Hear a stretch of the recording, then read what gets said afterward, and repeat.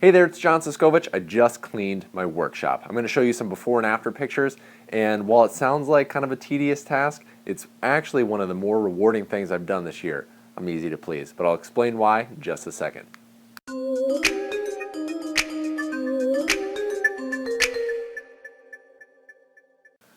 So we're getting into fall, and there's a lot of things to do on farm. A lot of those projects involved building something, organizing something, cleaning stuff up, shuttering things for the winter, preparing winter housing for livestock, all that kind of stuff.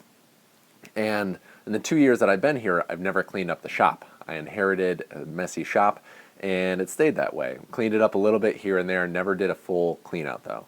So the other day, we took everything out of the shop, cleaned, organized, sorted, recycled, threw away, and then brought everything back into the shop.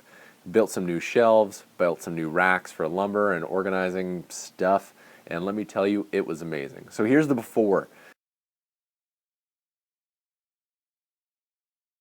Before, not a lot of ground space, not a lot of area to work. You're tripping over stuff, couldn't find things as readily, poor shelving with plastic shelves that were kind of just ineffective. And now, here's the after. So I've organized things to a great degree, taken a lot of stuff out, brought stuff to recycling, threw some stuff out in the dumpster that we have, and just put it all back in an organized fashion. Let me tell you why this gets me so excited. So I'm definitely not the only person who works here on farm. When I use something, I know if I take it from one place, I'll put it back in that same exact place unless I'm immediately going to go back to it. But always try to put the tools away. Not everybody carries that philosophy. And with a messy shop, people will take something and you see a mess and you just throw it back into the mess. It might make sense up here where, oh, this is my mess, it's an organized mess and things kind of, I always know that it's in this area, but that doesn't always work when you're working with somebody else. Things that you can implement that work when you're working with other people, it's kind of like having these outlines for your tools. I know that there's things missing and maybe an idea of who took those things.